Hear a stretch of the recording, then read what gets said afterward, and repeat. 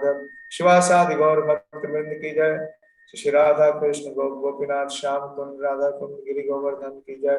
श्री वृंदावन धाम की जय। श्री मथुरा धाम की जय। श्री नवदीप मायापुर धाम की जय। पुरुषोत्तम श्रेष्ठ जगन्नाथपुरी धाम की जय। गंगा माई की जय, जमुना माई की जय, तुलसी देवी की जय, भक्ति देवी की जय। श्री राधा रमन देव जी आविर्भाव महोत्सव की जय। श्री माधवेंद्रपुरी आविर्भाव महोत्सव की जय।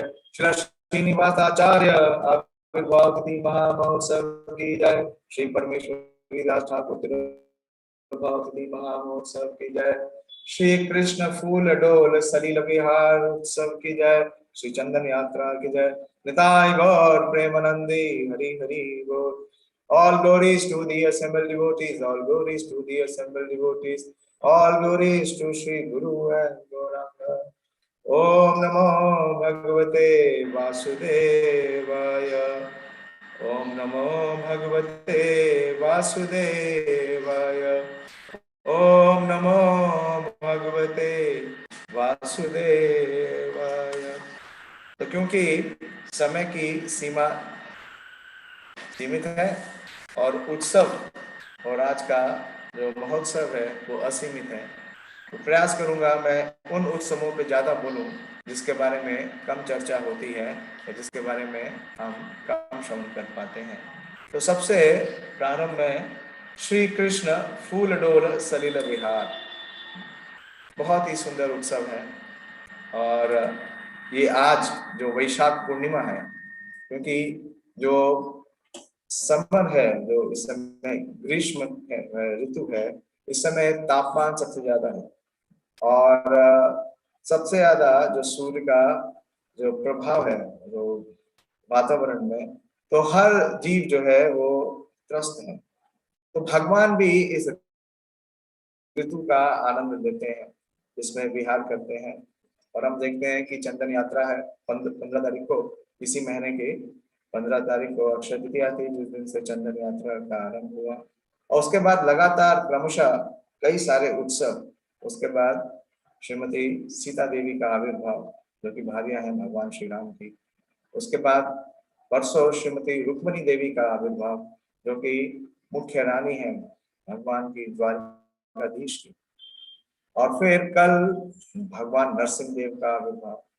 और आज इतने सारे उत्सव, और उन उत्सवों में ये एक विशेष उत्सव कृष्ण फूल डोला सलीला विहार। तो भगवान श्री कृष्ण जब ब्रज में अपनी लीलाएं करते हैं तो नित्य नूतन अपने परिकरों को, अपने पार्षदों को, अपने ब्रजवासियों को आनंद प्रदान करते हैं। ये हम देखते हैं इति दिक्स्व लीला भी आनंद कुंड, भगवान हमेशा अपने ब्रजवासियों को, गोपियों को और अपने गोप सखाओं को, सबको, जितने भी ब्रज के वासी हैं उन सबको अपनी दिव्य नूतन लीलाओं से आनंद में मग्न करते हैं। लेकिन अभी ब्रजवासियों को क्या लग रहा है? ग्रीष्म, यानी कि ताप। तो भगवान को इस ताप से दूर करने के लिए और श्रीमती राधा रानी के समीप करने के लिए जितनी भी गोपियां हैं वो अपने कुंजों में बहुत ही सुंदर झूला डालती है। तो स्विंग इसका नाम है इंग्लिश में, जो वैष्णव कैलेंडर में लिखा हुआ है swing and water pass times, Shri Krishna swing. तो झूला डालती हैं और उस झूले को बहुत ही सुंदर तरीके से फूलों से सजाती हैं। इसलिए इस उत्सव का नाम है फूल डोला। फूलों से उस डोल को, यानी कि उस बैठने के स्थान को डोल बोलते हैं, जिसमें बैठा जाता है। डोला पालकी को भी बोला जाता है। लेकिन ये जो डोला है ये साधारण डोला नहीं है, ये फूलों का डोला है और जिसमें श्री राधा और कृष्ण को विहार किया जाता है। तो बहुत ही सुंदर है ये उत्सव। और इसमें श्री नरोत्तम दास ठाकुर ने एक बड़ा ही सुंदर अपनी एक प्रार्थना में गीत प्रस्तुत किया है इस लीला के ऊपर। उसके कुछ जो अंश है वो मैं आपके सामने प्रस्तुत करता हूँ। नरोत्तम दास ठाकुर बोलते हैं कि राय कानु कोई बसिलो झूलन न मने पारी, राय कानु कोई बसिलो झूलन रत्ना बने पाती, जुगल चरण सोना निपुर, रुंझुन रुंझुन बाजे। नरोत्तम दास ठाकुर कह रहे हैं राय, राय का मतलब है राधा रानी, और कानू यानी कृष्ण। तो ये दोनों क्या कर रहे हैं, राय कानू दो ही बशीलो। दो ही बशीलो का मतलब क्या है, दोनों बैठे हुए हैं कहाँ पे, झूलन, झूलन पे बैठे हुए हैं। और ये झूलन कैसा है, साधारण नहीं है। ये झूलन किससे बना हुआ है, रत्नों से बना हुआ है। और जब ये दोनों इस झूलन पे बैठे हुए हैं तो सखियां क्या कर रही हैं, वो पीछे से सेवा कर रही हैं, दोनों को झुला रही हैं। और जब वो झुला रही हैं तो इन जुगल, जो ये राधा और कृष्ण का जुगल बैठे हुए हैं, इस झूले पे विराजमान है, तो उनके जो चरण में निपुर है वो भी सोने के हैं, सोना और नुपुर। और दोनों के जो नुपुर हैं वो क्या कर रहे हैं, वो विशेष ध्वनि कर रहे हैं, वो संगीत दे रहे हैं। कैसा संगीत दे रहे हैं, रुन झुन बाजे। तो सखियां झुला रही हैं और आनंद ले रहे हैं राधा और कृष्ण, और उनके जो चरण के निपुर हैं उनसे मधुर संगीत निकल रहा है। श्याम गले वनमाला विराजे, राय गले मोती साजे, श्याम अधरे मधुर मुरली, राधे राधा राधे बले डाके। आगे विवरण दे रहे हैं कि कितना सुंदर ये झूलन विहार हो रहा है। हमारे पास तो वो दृष्टि नहीं है, वो शुद्ध अवस्था नहीं है, लेकिन आचार्यों के मार्फत, आचार्यों के द्वारा ही हम उस लीला को क्या कर सकते हैं, अप्रिशिएट कर सकते हैं कि जो लीला चल रही है, आज भी ये लीला चल रही है ब्रज में, विशेष रूप से गोवर्धन में और राधा कुंड के समीप। वहां जितने कुंज निकुंज हैं, आज भी जितनी सखियां हैं वो राधा और कृष्ण आज भी यहाँ करते हैं। और ये झूला पता चलेगा, झूला लंबा चलता है। आप अपने मंदिरों में देखते हैं कि जो हमारे झूलन उत्सव है वो 5 दिनों का होता है, और बलराम पूर्णिमा में वो श्रावण में होता है, और बलराम पूर्णिमा में उसका मतलब समावेश होता है। लेकिन ये जो ब्रज का झूला है, ये आज यानी वैशाख पूर्णिमा तक चलता है और श्रावण तक चलता है। तो इस प्रकार से ये सुंदर झूलन यात्रा है, ये झूलन उत्सव है। और एक बार प्रभुपाद जी से उनके एक शिष्य ने कहा, श्री जगदीश प्रभु ने, जो कि कनाडा के जीबीसी थे, ये बात है 1973 की। उन्होंने एक पत्र में प्रभुपाद जी ने उनके कई प्रश्नों का रिप्लाई किया। तो वो चाहते थे कि राधा और कृष्ण को झूलन में उनको बैठाया जाए और फेस्टिवल किया जाए संडे के दिन शाम को। तो वो प्रभुपाद जी से इसके बारे में अनुमति मांग रहे थे और मार्गदर्शन मांग रहे थे। तो प्रभुपाद जी ने कहा कि I have no objection as long as there is very nice झूलन और स्विंग। तो झूलन कराने के लिए क्या है, झूला जो है वो बहुत ही उत्तम क्वालिटी का होना चाहिए। और दूसरी बात प्रभुपाद जी ने लिखी कि it must be profusely decorated. तो इसको बहुत ही सुंदर तरीके से फूलों के द्वारा इसका सज्जा किया जाता है, इसको सजाया जाता है। तो इस प्रकार से राधा और कृष्ण इस झूले पे आते हैं। जो उत्सव विग्रह है, जो हमारे उत्सव विग्रह हैं, उन्हें इस झूले पे विराजमान किया जाता है और उन्हें झूलन का आनंद दिया जाता है। क्यों? क्योंकि इस समय जो ग्रीष्म की ऋतु है, कल से ज्येष्ठ का महीना शुरू हो जाएगा, जो कि सबसे गर्म महीना कहा जाता है। वैशाख भी गर्म है और ज्येष्ठ भी गर्म है। जब तक श्रावण नहीं आएगा, जब तक वर्षा नहीं आएगी, तो बहुत गर्मी है। तो इस गर्मी से राहत देने के लिए, श्री राधा कृष्ण को आनंद देने के लिए ये फूल डुला है। और ये हमारे आचार्य बोलते हैं आज भी चल रहा है। और दूसरा है सलिल विहार। सलिल, सलिल का मतलब है जल। तो हम जानते हैं कि भगवान जब भी रास करते हैं, हर पूर्णिमा को भगवान रास करते हैं, और रास में वो क्या करते हैं, वो सलिल विहार भी करते हैं, वो यमुना के जल में क्रीड़ा करते हैं। लेकिन ये उत्सव के रूप में मनाया जाता है, जिसे हम कहते हैं बोट फेस्टिवल, कि एक विशेष व्यवस्था की जाती है कि जिसमें भगवान के उत्सव विग्रहों को एक सुंदर नौका के अंदर स्थापित किया जाता है उसे, और उस नौका में भगवान जल विहार करते हैं या जल लीला करते हैं। और इसका प्रारंभ हम देखते हैं ये जगन्नाथपुरी में, और इसका वर्णन चैतन्य चरितामृत में भी आता है कि जब चैतन्य महाप्रभु स्वयं उपस्थित थे तो उन्होंने इसे उत्सव में स्वयं भाग लिया और अपने पार्षदों को प्रेरित किया। तो चैतन्य चरितामृत की अंत लीला 10वां अध्याय, उसमें ये वर्णन आता है कि जो जगन्नाथ देवी हैं, जगन्नाथ जी के उत्सव विग्रह हैं मदन मोहन देवी, तो मदन मोहन देवी और वहां पे उनकी दो शक्तियां हैं, भूदेवी और श्रीदेवी।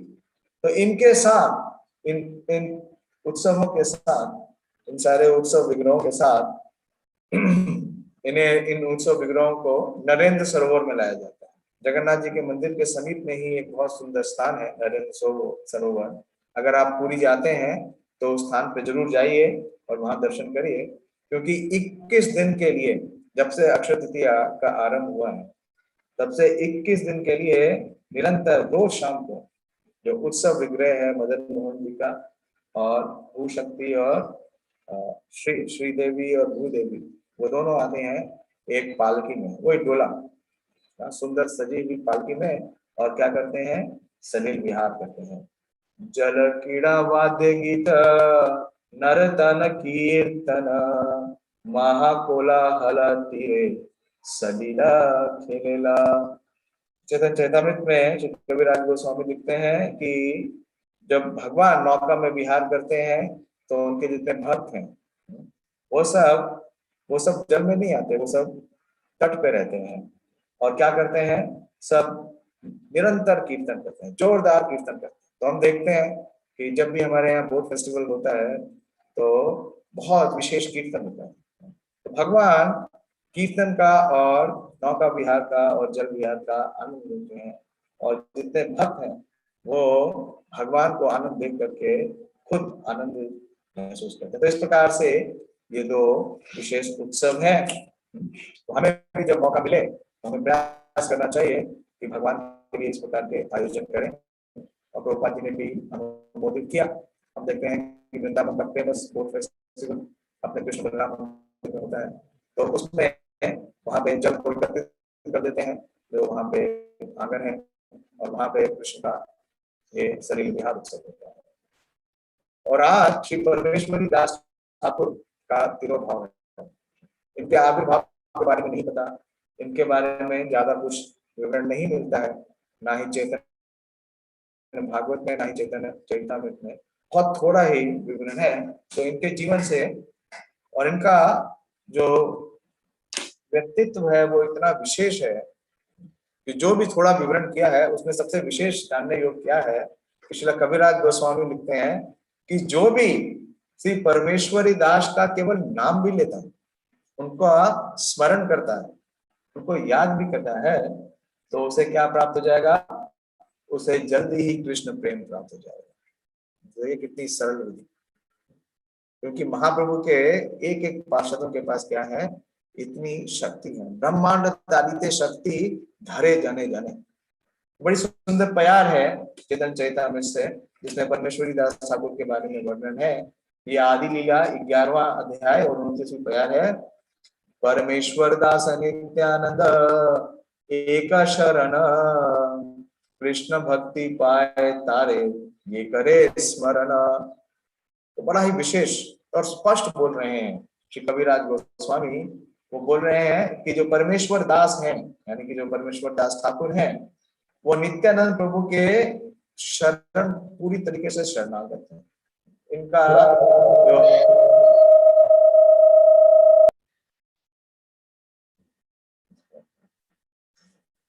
ये प्रमाणित करता है परमेश्वरी दास ठाकुर के बारे में। अब बिगुल बज रहा है। तो परमेश्वरी दास ठाकुर नित्यानंद प्रभु के विशेष पार्षद हैं और नित्यानंद प्रभु के चरणों में पूरी तरह समर्पित हैं। और कविराज गोस्वामी कह रहे हैं तारे करे स्मरण, अगर कोई उनका स्मरण भी करता है तो कृष्ण भक्ति पाए, तारे यही करे स्मरण। वास्तव में ये परमेश्वरी दास है कौन, इसके बारे में श्री प्रभुपाद जी अपने तात्पर्य में लिखते हैं इसी प्यार की, कि जो कृष्ण लीला में जो द्वादश गोपाल हैं, उन द्वादश गोपालों में परमेश्वरी दास 5वें गोपाल हैं। और ये पूर्ण रूप से भगवान कृष्ण और बलराम की लीलाओं में सहायक है। और इनका स्वरूप क्या है कृष्ण लीला में? इनका नाम है अर्जुन सखा। नाम है अर्जुन सखा प्रज्ञो दास सा परमेश्वर सह। ये गौर गोनादेश दीपिका में आता है कि वो जिनका नाम अर्जुन सखा था, ये अर्जुन महाभारत वाले अर्जुन नहीं, ये दूसरे हैं। ये ब्रज के अर्जुन सखा है। रामानंद राय जी का डिसअपियरेंस आएगा अभी 2 दिन बाद, 3 दिन बाद। तो उनकी जो आइडेंटिटी है, स्पिरिचुअल आइडेंटिटी, वो क्या है? वो विशाखा सखी है। और उनमें आवेश किसका है? अर्जुन का, जो कि भगवान के सखा है, जिनको भगवान ने गीता बोली। और अर्जुनिया गोपी जो कि ब्रज में है, और भगवान के जो अर्जुन सखा है। तो ये भगवान के जो अर्जुन सखा है, जो उनके ग्वाल बाल मित्र हैं, वो हैं ये परमेश्वर दास। वो बाल द्वादश सखा में से एक है। कृष्ण लीला में ये द्वादश सखा है और नित्यानंद प्रभु के बहुत ही प्रिय हैं। तो ये नित्यानंद प्रभु के प्रिय जन है, ये मुकुंद प्रेष्ठ है। और इन्होंने पूरे जीवन भर नित्यानंद प्रभु को सर्व किया। तो जब चैतन्य महाप्रभु को मिलने के लिए सारे महाप्रभु के पार्षदगण जाते थे नवदीप से पुरी, तो नित्यानंद प्रभु भी जाते थे और नित्यानंद प्रभु के साथ परमेश्वरी दास ठाकुर भी जाते थे। लेकिन 2 वर्ष तक जाने के बाद महाप्रभु ने क्या किया? नित्यानंद प्रभु को बुलाया और उन्होंने कहा कि मेरा एक निवेदन है कि आप इधर मत आना, नीलाचल मत आना, आप गौड़ देश में रहो और अमार दुष्कर कर्म तुम्हार होते हया, कि जो कार्य मैं नहीं कर सका मैं अपना वो कार्य आपको दे रहा हूँ हे श्रीपाद, हे नित्यानंद प्रभु। और वो क्या है कि आप घर घर जाओ और कृष्ण का प्रचार करो, कृष्ण नाम का प्रचार करो। तो जब ये आज्ञा मिली श्री नित्यानंद प्रभु को, तो वो वापस लौटे नीलांचल से, और उनके साथ श्री परमेश्वरी ठाकुर भी थे। नित्यानंद प्रभु अगर काया है तो परमेश्वरी दास उनकी छाया है। तो हर वक्त नित्यानंद प्रभु की सेवा में संलग्न रहते थे। और जब नित्यानंद प्रभु अंतर्ध्यान हो गए, उन्होंने अपनी लीला प्रकट कर दी, तो फिर उनकी जो भार्या है श्रीमती जानवा देवी, उनके मुख ये सेवक और सहायक बन गए और हर जगह जानवी माता का ये सेवा करते थे। तो जब जानवी माता गई वृंदावन ब्रज धाम के लिए, तो ये भी उनके साथ गए। और इन्होंने लास्ट में ये भी देखा कि जब जानवा माता ने अपने को अप्रकट किया राधा गोपीनाथ विग्रह में, श्रीमती राधा रानी के विग्रह में, तो उसके विटनेस, उसका साक्षात्कार करने वाले श्री परमेश्वरी दास हैं। और इनका जो मतलब की जो पोटेंसी है, इनकी जो पावर है, वो इतनी विशेष है कि जब ये कीर्तन होता था तो नाचते थे, प्रचार करते थे पूरे बंगाल में। महाप्रभु ने आज्ञा दी नित्यानंद प्रभु को, और नित्यानंद प्रभु के जो सहायक थे वो भी यही कार्य कर रहे थे। तो हर जगह जाते थे, कीर्तन करते थे, प्रचार करते थे। और जब कीर्तन पूरे आवेश में होता था तो बहुत ही विशेष नृत्य करते थे। और इनके नृत्य में इतनी शक्ति थी कि हर एक को क्या कर देते थे, कृष्ण प्रेम में डुबा देते थे। तो क्योंकि उस समय हम देखते हैं कि बंगाल में सारे लोग भक्त नहीं थे, वहां पे बड़े ही नास्तिक विचार के भी बहुत सारे लोग थे, पाषंडी थे, यवन थे। तो कुछ पाषंडियों ने क्या किया, उन्होंने इनके कीर्तन में विघ्न डालने का प्रयास किया और एक मरे हुए सियार को कीर्तन के मध्य में फेंक दिया।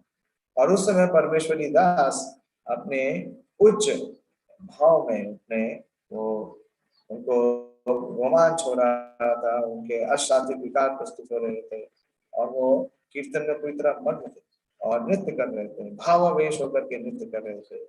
लेकिन उस सियार को उसमें डाल के विघ्न डालने का प्रयास किया उन पाषंडियों ने, लेकिन ये जरा भी उससे विचलित नहीं हुए, ना ही उन्होंने कीर्तन में विघ्न आना स्वीकार किया। इनके नृत्य और कीर्तन के वेग से क्या हुआ कि वो जो मरा हुआ सियार था वो भी जीवित हो उठा और कीर्तन में नृत्य करने लगा। ये इनकी विशेष पोटेंसी है। और इन्होंने कुछ विग्रह स्थापित किए अंतपुर में, जहाँ इनका श्रीपाठ है। और जो वहां पे गौरांग विग्रह है, वो गौरांग विग्रह वास्तव में साक्षात चैतन्य महाप्रभु हैं। चैतन्य महाप्रभु उस विग्रह में प्रकट होते हैं।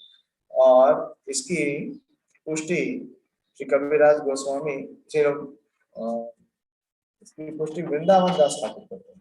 इसकी पुष्टि वृंदावन दास ठाकुर करते हैं चैतन्य भागवत के अंत खंड में, जहाँ वो लिख रहे हैं, पुरंदर पंडित परमेश्वरी दास यहाँ विग्रह गौर चंद्रेरा प्रकाश। इन्होंने जो 3 विग्रह स्थापित किए, उसमें विशेष श्री गौरांग महाप्रभु का विग्रह, तो गौरांग महाप्रभु पर्सनली उस विग्रह में उपस्थित है। आज भी दर्शन कर सकते हैं, अंतपुर स्थान है वो, ज्यादा दूर नहीं है नवदीप से। और दूसरा श्री श्री राधा गोपीनाथ, और ये जो विग्रह इन्होंने स्थापित किया था, ये भी ज्ञानवा माता के कहने से। तो आज हम श्री परमेश्वरी दास ठाकुर का स्मरण करें, क्योंकि उनका स्मरण करने से हमें ये प्रेरणा मिलती है, ये शक्ति का संचार होता है कि हम भी अपना जीवन श्री गौर और निताई के लिए, गुरु और भगवान के लिए समर्पित करें, जिस प्रकार से उन्होंने किया। और इस समर्पण के मार्ग पे हम क्या प्राप्त कर सकते हैं?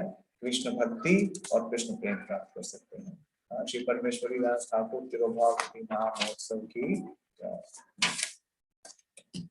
अब मैं श्री श्रीनिवास आचार्य के जीवन से कुछ प्रस्तुत करना चाहता हूँ, क्योंकि हम दास ठाकुर और श्याम पंडित के बारे में तो सुनते ही हैं, लेकिन श्री श्रीनिवास आचार्य के बारे में उतना सुनने का हमें अवसर नहीं मिलता। मैंने विचार किया कि आज श्री श्रीनिवास आचार्य के बारे में बोला, तो उनका आविर्भाव यानी उनका प्राकट्य आज के दिन यानी वैशाख पूर्णिमा के दिन होता है। और जो स्थान है वो है चाखंडी, ये अग्रदीप है नदिया डिस्ट्रिक्ट में, वहां पे इनका आविर्भाव होता है। और इनका आविर्भाव बहुत ही विशेष है।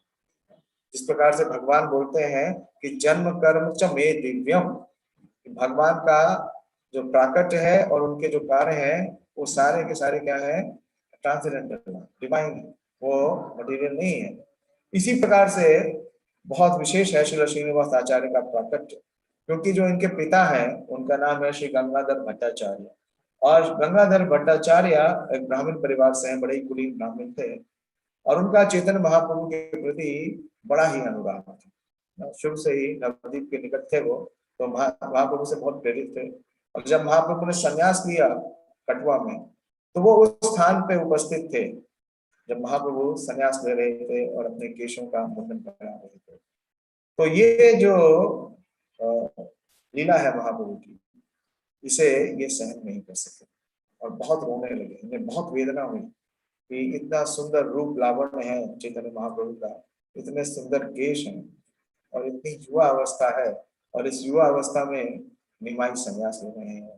तो ये क्रंदन करने लगे, और क्रंदन करते करते हा चैतन्य हा चैतन्य हा चैतन्य करके ये अचेत हो गए, गिर गए। इतनी विरह हुई, इतनी वेदना हुई कि सहन नहीं कर सके, गिर गए। और इनके शरीर से सारे लक्षण प्रतीत हो रहे थे जो कि अष्टविकार के थे। तो इनकी इस अवस्था को देख करके महाप्रभु के भक्त बड़े ही प्रसन्न हुए और इन श्री गंगाधर भट्टाचार्य का नाम कर दिया श्री चैतन्य दास। तो चैतन्य दास महाप्रभु के प्रति बहुत ही इनका अनुराग था, बहुत प्रेम था और बहुत समर्पण था। तो जब महाप्रभु ने संन्यास ले लिया और अपना संन्यास का क्षेत्र बनाया पुरी, तो ये अपनी पत्नी के साथ महाप्रभु से मिलने जाते हैं। और इनकी पत्नी के हृदय में एक इच्छा थी कि वो पुत्र चाहती थी, कि उनके घर एक पुत्र है। तो परमेश्वरी दास ने कहा, चैतन्य दास ने कहा कि हम चल के पहले महाप्रभु से पूछें कि उनकी क्या आज्ञा है। तो ये दोनों पति पत्नी, यानी कि इनकी जो पत्नी है भार्या है, उनका नाम है लक्ष्मी प्रिया और अब इनका नाम हो गया चैतन्य दास। ये दोनों पहुंचे पुरी, और पुरी पहुंचते हैं और महाप्रभु को प्रणाम करते हैं, नमन करते हैं। और महाप्रभु बड़े प्रसन्न होते हैं इन दोनों को देख के। और महाप्रभु बोलते हैं कि अवश्य ही भगवान जगन्नाथ आपका जो मनोभिष्ट है उसे पूर्ण करेंगे। कोई चर्चा नहीं हुई, कुछ इन्होंने बताया नहीं कि ये क्यों आए हैं, इनके हृदय में क्या उद्गार है, क्या भाव है। लेकिन महाप्रभु ने तुरंत ये कह दिया कि भगवान जगन्नाथ निश्चित रूप से आपकी जो मनोभीष्ट है उसको पूर्ण कर देंगे। तो ये सुनकर ये सोचने लगे, विचार करने लगे। तो चैतन्य महाप्रभु ने इन्हें तो कुछ नहीं कहा, लेकिन उनके जो पर्सनल सेवक थे गोविंद, उन्हें बताया कि शीघ्र ही इस चैतन्य दास का एक पुत्र उत्पन्न होगा और उसका नाम होगा श्रीनिवास, और वास्तव में वो मेरे प्रेम का प्रकाश होंगे।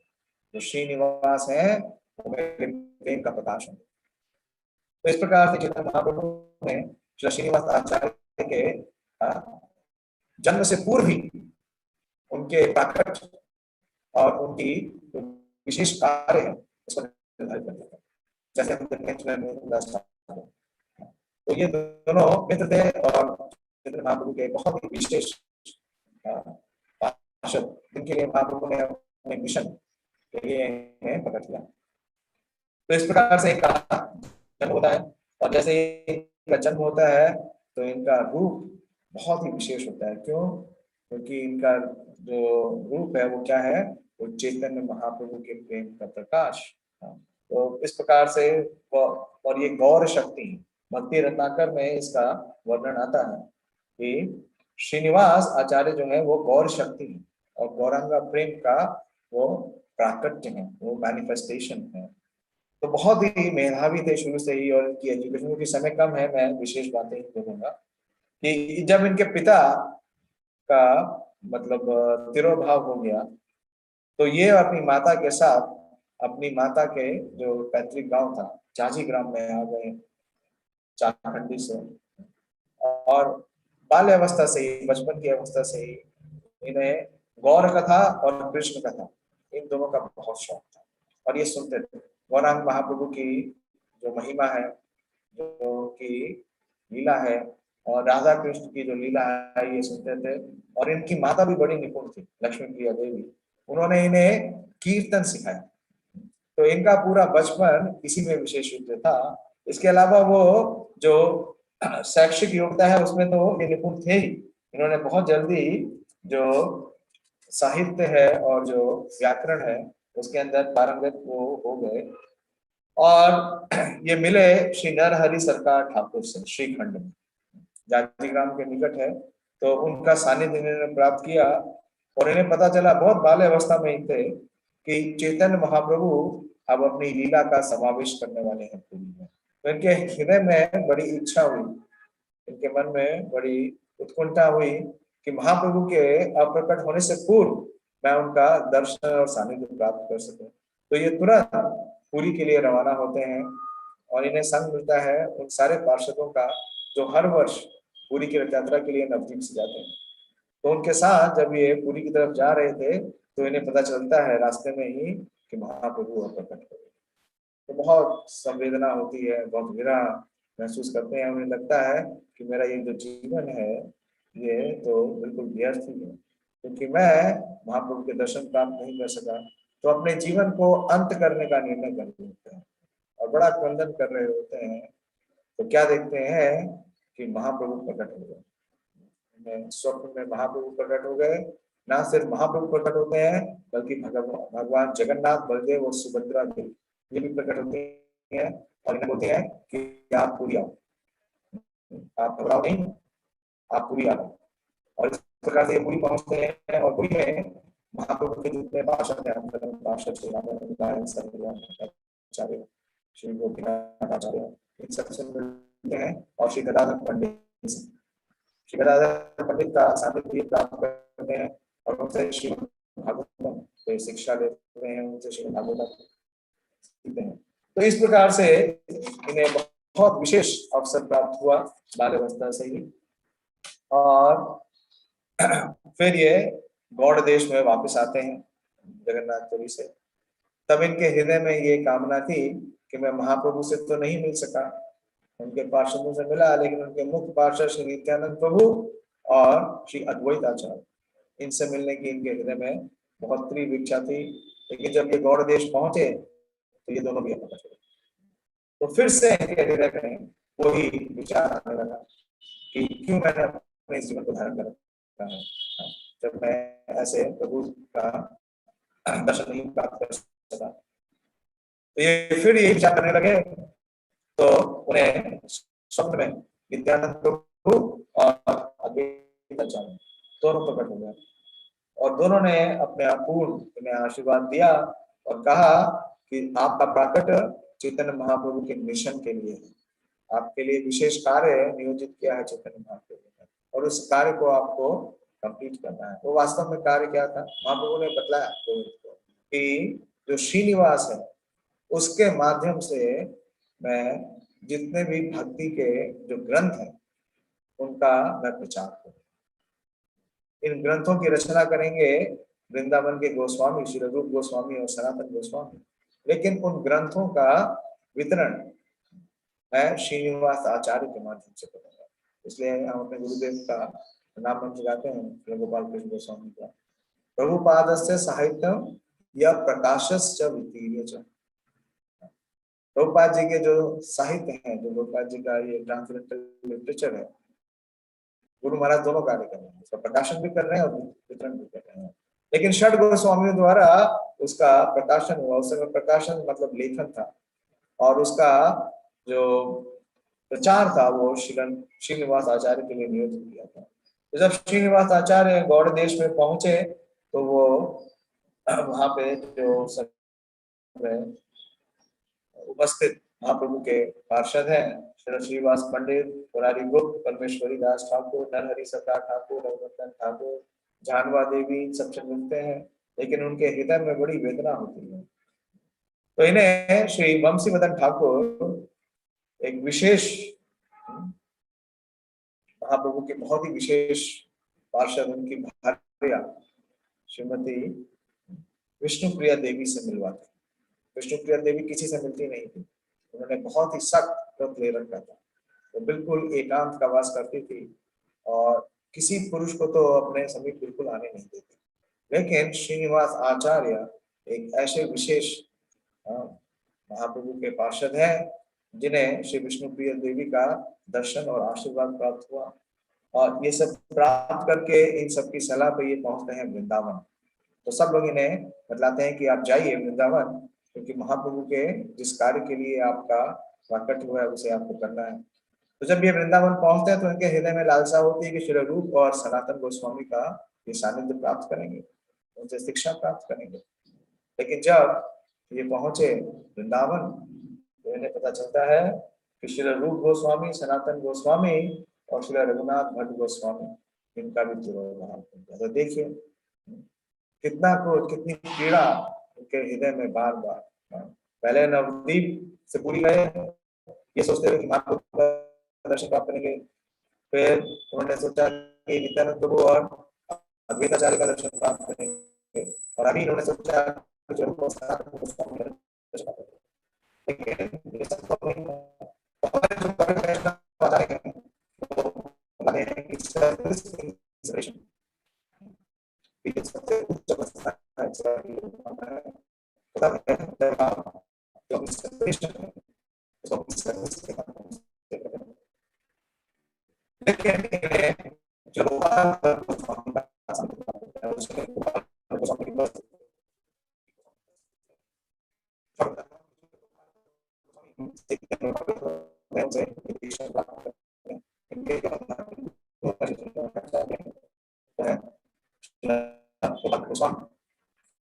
और चिरंजीव गोस्वामी से ये जो वैष्णव ग्रंथ है विशेष रूप से जो षड गोस्वामी द्वारा रचित जितने भी ग्रंथ हैं उसके ऊपर शिक्षा प्राप्त करते हैं चिरंजीव गोस्वामी से। और रघुनाथ दास गोस्वामी इन्हें अपनी प्रचुर आशीर्वाद देते हैं। तो हम जानते हैं कि जो स्टडी कर रहे थे तो 3 विशेष पर्सनालिटीज थे जो कि जीव गोस्वामी के उस अध्यापन कार्य में उनके शिष्य थे, श्री श्रीनिवास आचार्य, श्री नरोत्तम दास ठाकुर और श्रावण। तो इन तीनों का अध्ययन का कार्य चिरंजीव गोस्वामी के अनुगत में होता है। और एक बार श्री श्रीनिवास आचार्य वो व्याख्या कर रहे थे उज्जवल नीलमणि के रूप गोस्वामी द्वारा लिखित कुछ श्लोकों पे, और उसे श्रील जीव गोस्वामी ने सुना। इनकी व्याख्या इतनी विशेष थी, बहुत प्रभावित हुए श्रील जीव गोस्वामी और इनको टाइटल दिया श्रीनिवास आचार्य। और इनके लिए मिशन बनाया। इनका मिशन था जो चैतन्य महाप्रभु ने मिशन दिया था कि जो गौड़ीय वैष्णव साहित्य है जिसकी रचना षड गोस्वामी ने की थी, उसका प्रचार बंगाल, उड़ीसा, आसाम के दूर पूर्ववर्ती देशों में करता। तो इसके लिए जो पार्टी बनाई गई उसमें ये 3 महापुरुष थे, दास ठाकुर, श्री श्यामानंद पंडित और उसके लीडर थे श्रीनिवास आचार्य।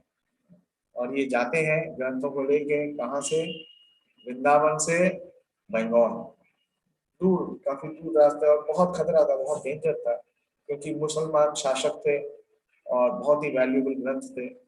लेकिन जब ये बंगाल में पहुंच जाते हैं, एक हिंदू राज्य में, जो कि वाना विष्णुपुर है, तो सुरक्षित महसूस कर रहे थे कि अब तो ये बंगाल तक पहुंच गए। लेकिन क्या होता है आप सब जानते हैं कि उन ग्रंथों की चोरी हो जाती है। और जब ग्रंथों की चोरी हो जाती है तो ये तीनों आचार्य, तीनों बहुत ही दुखी होते हैं, द्रवित होते हैं। उन्हें लगता है कि उन्होंने सारा कार्य गोस्वामी को क्या कर दिया, विफल कर दिया। लेकिन क्योंकि ये बहुत ही विशेष है, ये महाप्रभु की प्रेम की शक्ति है, गौर शक्ति है, इन्होंने ध्यान लगाया और इन्हें श्रील रूप गोस्वामी का दर्शन दिया। और श्रील रूप गोस्वामी ने प्रेरणा दी कि जिसने भी ये पुस्तकें ली है उसका परिवर्तन, विशेष कार्य ये समझ गए। तो ये वही बात विष्णुपुर में रुक गए और उन्होंने दास ठाकुर और श्री श्यामानंद पंडित को कहा कि आप प्रचार के लिए आगे जाइए। नरोत्तम दास ठाकुर जाते हैं खेतपुरी और श्यामानंद पंडित जाते हैं उड़ीसा में प्रचार करने के लिए, और ये वहीं रुक जाते हैं और ये पता करते हैं कि उस राज्य के राजा कौन है। तो राज्य के राजा थे वीर हम्पी, और इन्हें पता चलता है कि जो राजा है वो श्रीमद् भागवत में बहुत रुचि करते हैं और उनके रोज दरबार में श्रीमद् भागवत का पाठ होता है। तो एक ब्राह्मण के माध्यम से वो उस राजा तक पहुंचते हैं और राजा उनसे निवेदन करते हैं कि आप श्रीमद् भागवतम की व्याख्या करिए। और जब श्रीनिवास आचार्य भागवत की व्याख्या करते हैं तो वैसी व्याख्या तो राजा ने कभी सुनी नहीं, इतनी मधुर, इतनी विशेष। इन्होंने किससे श्रीमद् भागवत का अध्ययन किया? श्री गदाधर पंडित से, क्योंकि स्वयं श्रीमती राधा रानी। तो इतनी सुंदर श्रीमद् भागवतम की व्याख्या सुन के जो राजा थे वो इनसे बहुत प्रभावित हुए, वो इनके शिष्य बन गए। तो देखिए श्री श्रीनिवास आचार्य जब उन्होंने टीचिंग की तो उनका जो फर्स्ट डिसाइपल है वो राजा वीर हम्पी, उसे अपना शिष्य बनाया और उस राजा ने स्वीकार किया कि जितने भी जो ग्रंथ है उसकी चोरी में उसका हाथ है और वो सारे ग्रंथ वापस कर दे। न सिर्फ उन्होंने ग्रंथ वापस किए बल्कि ग्रंथ के वितरण के कार्य के लिए श्री श्रीनिवास आचार्य का बहुत सहयोग किया। तो काफी प्रचार का कार्य किया श्री श्रीनिवास आचार्य ने। उन्होंने जो अपना प्रचार का केंद्र बनाया वो था जाजी ग्राम, और वो श्रीमद् भागवतम और गोस्वामी के जो लिटरेचर्स हैं उससे विशेष रूप से प्रचार करते थे और व्याख्यान करते थे। और इस व्याख्यान को देखकर उनके कई लोग आकर्षित हुए, कईयों को इन्होंने अपना स्वीकार किया। और इनका विशेष कीर्तन का स्टाइल था। इनका जो कीर्तन का स्टाइल है उसे बोला जाता है मनोहर शाही। तो तीनों इन आचार्यों ने 3 नए कीर्तन के स्टाइल दिए। श्री श्रीनिवास आचार्य ने मनोहर शाही, नरोत्तम दास ठाकुर ने गरान अटी और श्री श्यामानंद पंडित ने प्रेमती। तो इस प्रकार से इन्होंने प्रचार कार्य चालू किया और इनके एक डिसाइपल बने, इनके शिष्य बने श्री रामचंद्र कविराज। तो आज का जो ये तिरोभाव गीत है जिसे नरोत्तम दास ठाकुर ने लिखा है वो विशेष रूप से श्री श्रीनिवास आचार्य के लिए लिखा है। दया करो श्री आचार्य प्रभु श्रीनिवास, क्योंकि जब श्रीनिवास आचार्य का तिरोभाव हुआ तो उनके तिरोभाव में श्री रामचंद्र कविराज का भी तिरोभाव हुआ, क्योंकि रामचंद्र कविराज जो है वो शिष्य हैं श्री श्रीनिवास आचार्य का। तो इस प्रकार से इन्होंने बहुत प्रचार का कार्य किया और पूरे बंगाल में महाप्रभु की जो शिक्षाएं हैं, उनका जो कीर्तन है, धर्म कृष्ण नाम संकीर्तन, उसका प्रचार किया और उन्होंने बहुत सा लेखन कार्य किया। तो ये षड गोस्वामी अष्टकम गाते हैं, वो उसकी रचना कृष्णा कीर्तन नाम गान निरंतर करो प्रेमाम, तो इसकी रचना श्री श्रीनिवास आचार्य ने की है। और इसके अलावा वो मानसी सेवा में भी बहुत विशेष योगदान देते थे, क्योंकि वो नृत्य परिषद है, परिकर है, वो उनका जो आध्यात्मिक स्वरूप है वो है मणि मंजरी का। समय कम है इसलिए मैं ज्यादा नहीं बता सकता, इनकी बहुत सी ऐसी विशेष रागों का भक्ति की और भजन की लीलाएं, जब उन्होंने नृत्य लीला में प्रवेश किया और राधा कृष्ण और महाप्रभु को सर्व किया। तो इस प्रकार से आज के दिन हम श्री श्रीनिवास आचार्य का स्मरण करें और उनसे ये निवेदन करें, वंदना करें कि वो भी हमें इस प्रकार से आशीर्वाद दें कि हम अपना जीवन महाप्रभु के मिशन में और उनके जो सेना नायक हैं श्री प्रभुपाद और उनके जो अनुयायी हैं श्री गोपाल कृष्ण गोस्वामी महाराज, उनके मिशन में हम अपने जीवन को समर्पण कर सकें। चौथा, टाइम थोड़ा है लेकिन थोड़ा सा बोलना चाहता हूँ। क्लास चालू हुई थी करीबन 8-12 थे। आज श्री राधा रमन देव का प्राकट्य है और राधा रमन देव का प्राकट्य कराने वाले कौन है? श्रीला गोपाल भट्ट गोस्वामी। और गोपाल भट्ट गोस्वामी कौन है? वो आध्यात्मिक गुरु हैं श्रीला श्रीनिवास आचार्य। तो सब कनेक्टेड है। और जब श्रीनिवास आचार्य, एक बात तो मुझे याद आई, जब खेतुरी में फेस्टिवल हुआ था श्री नरोत्तम दास ठाकुर का, तो उन्होंने पहला गौर पूर्णिमा फेस्टिवल किया था, तो उसमें जो मुख्य प्रीस्ट थे, जो मुख्य पुरोहित थे, वो श्रीनिवास आचार्य थे। उन्होंने 6 विग्रहों की स्थापना करी। तो आज के दिन वृंदावन में भी श्री राधा रमन देव का प्राकट्य होता है और उनके प्राकट्य के पीछे जो विशेष प्रयोजन है वो है श्री गोपाल भट्ट गोस्वामी का प्रेम, उनका विशेष प्रेम। तो चेतन, ज्यादा नहीं बोलूंगा क्योंकि समय कम है, कि हम सब जानते हैं गोपाल भट्ट गोस्वामी को बहुत विशेष चैतन्य महाप्रभु का सानिध्य प्राप्त हुआ बाल अवस्था में, जब महाप्रभु चातुर्मास के समय उनके पिता श्री वेंकट भट्ट के घर पे रुकते हैं और उसी समय चैतन्य महाप्रभु इनका भी जो मिशन था, इनका भी जो योगदान था उसको स्टैब्लिश कर देते हैं। बोलते हैं वेंकट भट्ट को, जो कि इनके पिता हैं गोपाल भट्ट के, कि इसकी शादी मत करना। और बालक गोपाल को बोलते हैं कि जब तक आपके माता पिता जीवित हैं तब तक आप उनकी सेवा करो, क्योंकि वो वैष्णव है, उसके बाद आप वृंदावन आ जाना। तो उनके माता पिता के तिरोधन के बाद ये वृंदावन आ जाते हैं और श्री रूप और सनातन गोस्वामी का सानिध्य प्राप्त करते हैं।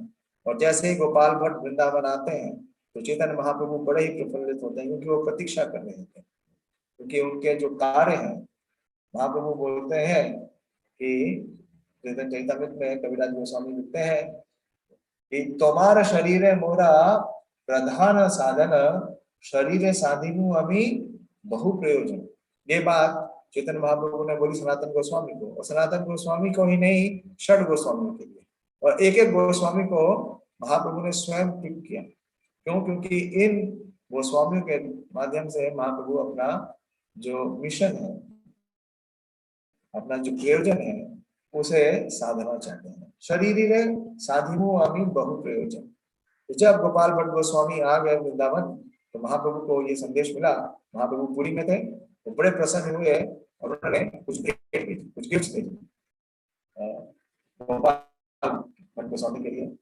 वो क्या था? वो था डोर कॉपी और आसन। तो इस प्रकार से हमारे आचार्य बताते हैं कि जैसे ही वृंदावन आए, इनमें चैतन्य महाप्रभु ने संन्यास प्रदान कर दिया। कि डोर और गोपीन क्या निर्देश करता है? वैराग्य, संन्यास। और आसन, आसन का मतलब है बैठने का स्थान, यानी कि इन्हें आचार्य का स्थान दिया। लेकिन गोपाल भट्ट महाप्रभु को इतने समर्पित है, उन्होंने इन वस्तुओं में कभी अपना निजी उपयोग नहीं किया। आज भी हम राधा रमन जी मंदिर में इसका दर्शन कर सकते हैं। वो आसन वहीं पे स्थित है राधा रमन देव जी के विग्रह के पास। तो जब ये वृंदावन आ गए तो उसके कुछ ही समय बाद चैतन्य महाप्रभु प्रकट हो गए और बड़ा विरह, उनके हृदय में बहुत विरह, तीव्र विरह हो रहा था महाप्रभु से। दिन रात उस विरह वेदना में ये प्रताड़ित हो रहे थे। चैतन्य महाप्रभु इन्हें एक स्वप्न में दर्शन देते हैं और बोलते हैं इतना विरह मत करो, मैं तुम्हारा को तुम मुझे मेरा संग प्राप्त कर सकते हो। और उन्हें प्रेरित करते हैं कि वो जाएं नेपाल में गंडकी नदी की ओर। और महाप्रभु का ये निर्देश पाके, संदेश पाके गोपाल भट्ट गंडकी में जाते हैं, हमने सुना है। और गंडकी में उन्हें 12 शिलाएं मिलती हैं और वो 12 शिलाओं को लेकर के वापस वृंदावन आते हैं और बड़े ही अपने मनोभिष्ट के साथ उन सेवाओं की सेवा, उन शिलाओं की सेवा करते हैं। और एक बार एक बहुत ही धनाढ़ व्यक्ति वृंदावन में आता है और सभी गोस्वामियों के पास जाता है और उन्हें वस्त्र और आभूषण भेंट करते हैं। और जब वो वस्त्र और आभूषण भेंट करते हैं तो वो जाते हैं श्री रूप गोस्वामी के पास, क्योंकि श्री रूप गोस्वामी के पास विग्रह था श्री राधा गुरुदेव जी का। श्री सनातन गोस्वामी के पास, उनके पास मदन मोहन, मधु पंडित के पास, उनके पास गोपीनाथ जी। और राधा रमन में जब आते हैं, जब वो राधा रमन गोपाल गोस्वामी के पास आते हैं तो उन्हें वस्त्र और आभूषण देते हैं। तो ये वस्त्र और आभूषण प्राप्त करके श्री गोपाल भट्ट ये विचार करते हैं। और वो दिन था कल का, वो ये विचार कर रहे थे कि मेरे प्रेम में जरूर कुछ ना कुछ त्रुटि है या मेरी सेवा में कुछ विशेष त्रुटि है, क्योंकि भगवान अपने इस सुंदर दिव्य रूप में प्रकट नहीं हो रहे। सनातन गोस्वामी के प्रेम में वो मदन मोहन के रूप में प्रकट हो गए। श्री रूप गोस्वामी की सेवा और प्रेम में वो राधा गोविंद देव के रूप में प्रकट हो गए। और प्रहलाद महाराज के प्रेम में तो वो खंबे से प्रकट हो गए। लेकिन मेरे हृदय में नहीं, इसलिए भगवान शिलाओं के रूप में है।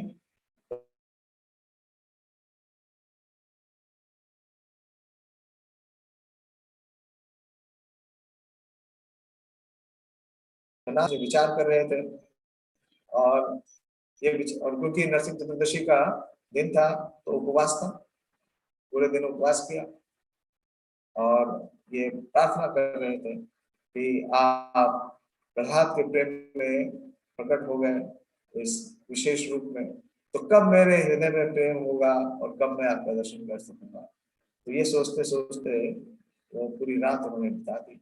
और अगले दिन जब वो यमुना से स्नान करके आते हैं तो क्या देखते हैं, उन 12 शिलाओं में जो प्रमुख शिला है दामोदर शिला, उससे श्री राधा रमन देव जी प्रकट हुए।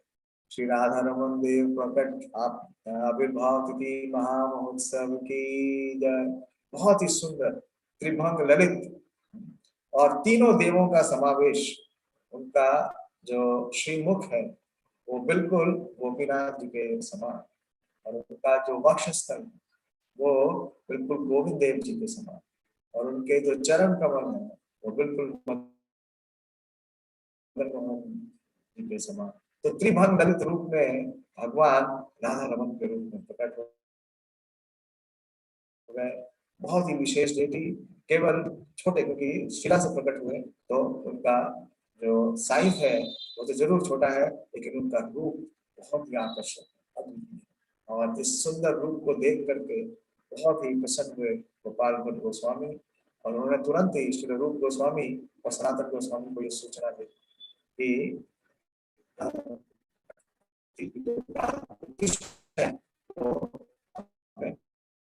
विशेष रूप से और सनातन गोस्वामी और श्री रूप गोस्वामी दोनों उसी समय स्थान पे आते हैं और इस विग्रह का दर्शन करते हैं। तो अगर आप देखेंगे कि जो राधा रमन जी का जो विग्रह है वो जो स्थान है वो स्थान है निधिवन का।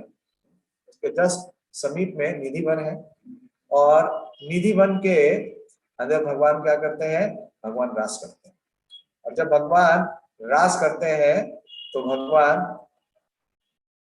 अंतर्धान हो जाते हैं, भगवान अप्रकट हो जाते हैं, क्योंकि गोपियों को क्या हो गया, गोपियों के अंदर ये भाव आ गया कि वो तो कृष्ण का सानिध्य प्राप्त कर रही है।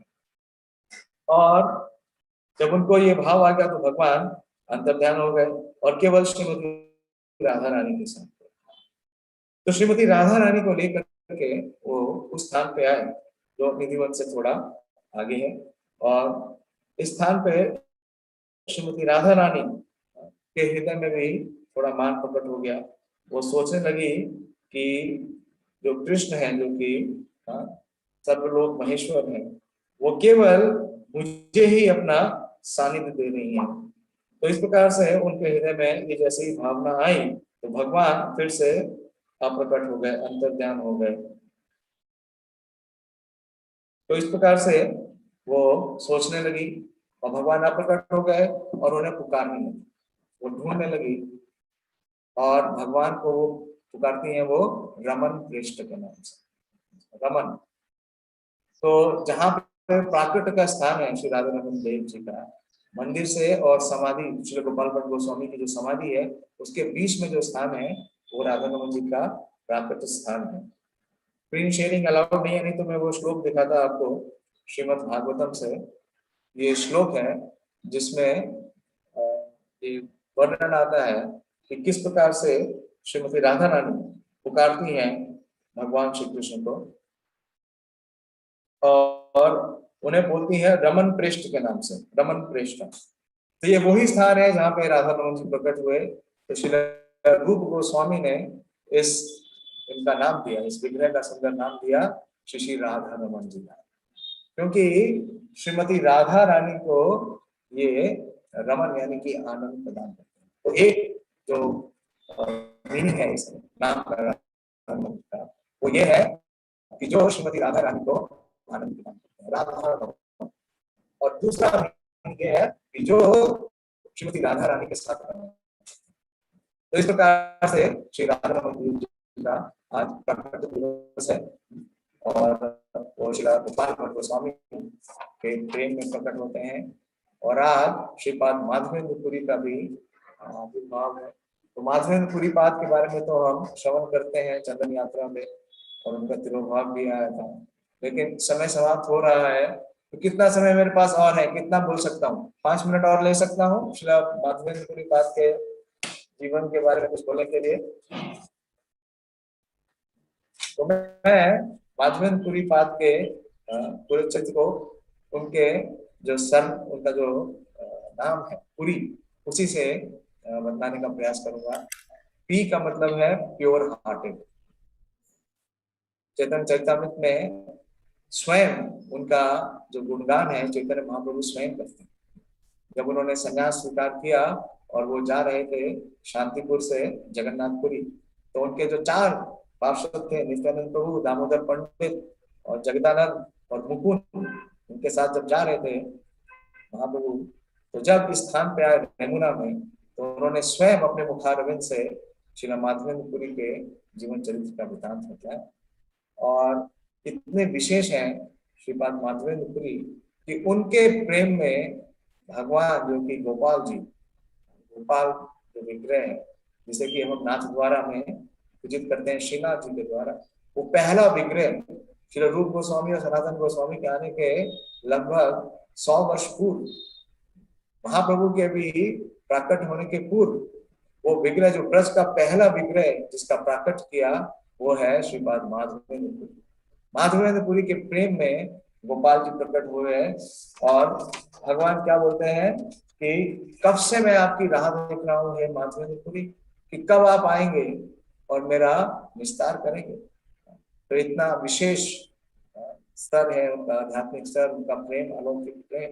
और इनका जो प्रेम का स्तर है इसमें पहली बार जो ब्रज प्रेम है, जो माधुर्य प्रेम है, जिसमें भगवान श्री कृष्ण का जो विरह है उसका प्राकट श्री माधवेंद्रपुरी पाद, और इसका जो विस्तार है वो ईश्वरपुरी, और इसका पूरा प्रकाश स्वयं चैतन्य महाप्रभु ने किया। तो इनके जो प्रेम की अवस्था है, स्वयं चैतन्य महाप्रभु बोलते हैं कि उस विरह प्रेम को जिसका आस्वादन श्रीपाद माधवेंद्रपुरी कर रहे हैं, चैतन्य चैतन्य में बयान है कि केवल 3 ही लोग जानते हैं, कोई चौथा व्यक्ति उस स्तर को प्राप्त नहीं है जिस प्रेम के स्तर को। कौन है वो 3 व्यक्ति जो जानते हैं? उस स्तर को जो राधा रानी का जो प्रेम का स्तर है स्वयं श्रीमती राधा रानी जानती है और चैतन्य महाप्रभु जानते हैं। क्यों? क्योंकि चैतन्य महाप्रभु ने क्या स्वीकार किया है? राधा भाव द्वितीय सुवलिनम। और तीसरे व्यक्ति कौन है? श्री माधवेंद्र। कोई चौथा व्यक्ति नहीं है, महाप्रभु बोलते हैं। कविराज गोस्वामी इसका निरूपण कर रहे हैं चैतन्य चैतन्य का, क्योंकि उस महाभाव जो राधा रानी का महाभाव है या जो उनका जो विरह भाव है उसका आस्वादन कर सके। तो ये है श्रीपाद माधवेंद्र पुरी। और भगवान स्वयं बोलते हैं नित्यानंद प्रभु को कि हे नित्यानंद प्रभु आप विचार करो कि जो अवस्था है श्री माधवेंद्र पुरी की, ऐसे प्रेम की अवस्था किसी की भी नहीं है। और भगवान कृष्ण स्वयं 3 बार स्वप्न प्रकट होके उन्हें अपनी सेवा का निर्देश दे रहे हैं। पहले तो वो गोपाल के रूप में प्रकट होते हैं और बतलाते हैं कि मुझे निकालो।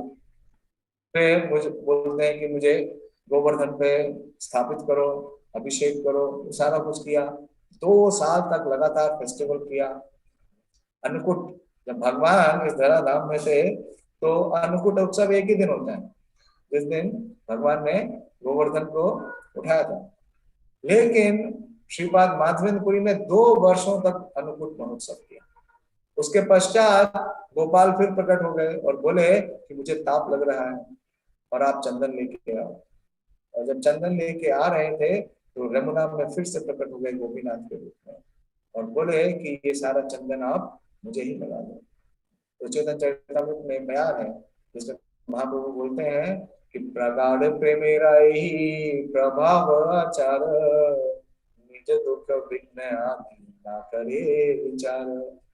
कितना प्रगाढ़ प्रेम है श्रीपाद माधवेंद्रपुरी का कि उन्होंने भगवान की सारी जितनी भी उनकी निर्देश थे उसका पूर्णता पालन किया।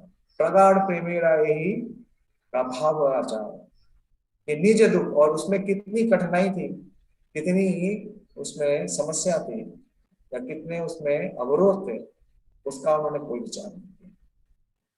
तो माधवेंद्रपुरी पाद को आज स्मरण करें। और चंदन यात्रा चल रही है, अभी लगभग 10 दिन और हैं, 9 दिन।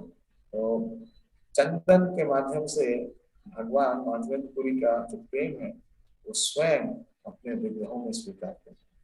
और कहा जाता है कि चंदन को जितना घिसते हैं उसकी खुशबू उतनी ही बढ़ती है।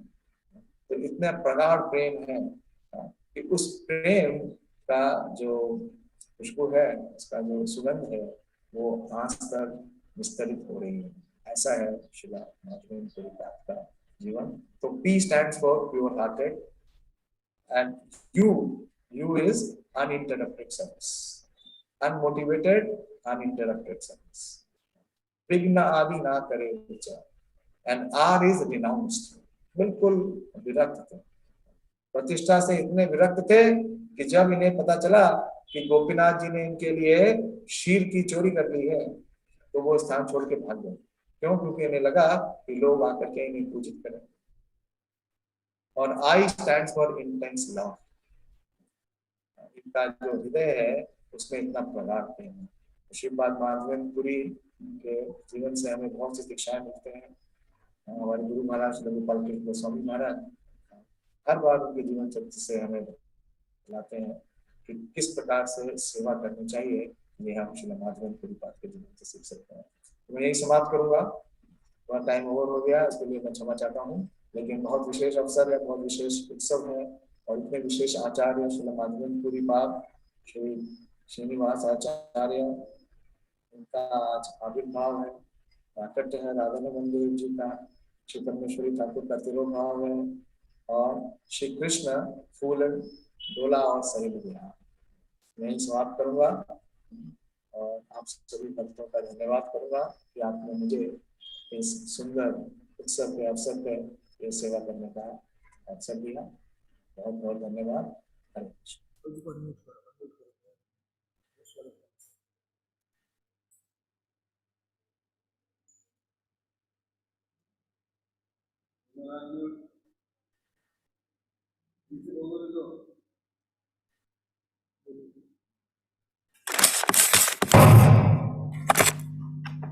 हरे कृष्णा कृष्णा कृष्णा हरे हरे, हरे राम हरे राम कृष्णा राम सभी को हरे मेरा हरे। प्रणाम। धन्यवाद प्रभु जी, बड़े सुंदर सुंदर लेक्चर के लिए सारे आचार्यों को और सबका संक्षिप्त